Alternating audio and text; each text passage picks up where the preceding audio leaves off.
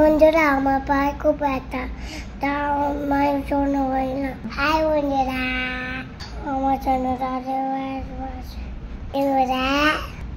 সবাই কেমন আছে? আমি ফেরোনি, আমার পায়ে খুব ব্যথা, ডাক্তার কেটে দিচ্ছে। এখানটাতে আমার পা লেগে গেছে, আর হাঁটতে পারি না। আমি আর হাঁটতে পারি না, খুব কষ্ট হয়। মায়ের কাছে খুব কান্না আর অনেক ওষুধ দেয়।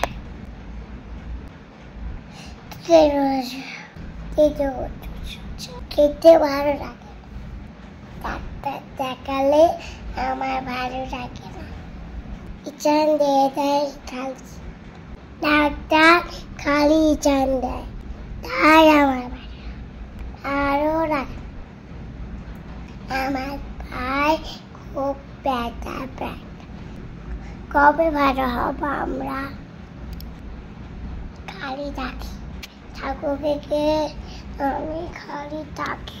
আমি ঠাকুরকে সবসময় বলি আমার পাটা তাড়াতাড়ি ভালো, হাঁটবো, খেলবো, অনেক গান, আমার পা ভালো যাবে। এলে আমি এখন হাঁটছি হেঁটে হেঁটে আমি হেঁটে পাকড়া হয়ে গেছি। আমার আর ওষুধ খেতে ভালো লাগে না, খুব খেলতে পারি না। আমি খেলতে পারি না। তোমরা আমাকে আশীর্বাদ করো, আমি চাই তাড়াতাড়ি ভালো হয়ে যায়। মা, আমার পাটা একটু ঠিক করে দাও। তোমরা আমাদের পাশে থেকো, মা, ভালো করে দাও, আমরা নাহলে হাঁটতে পারবো। মা আর বলেছে আমার পা ঠিক হয়ে যাবে। আমার পা অপারেশন করাতে হবে।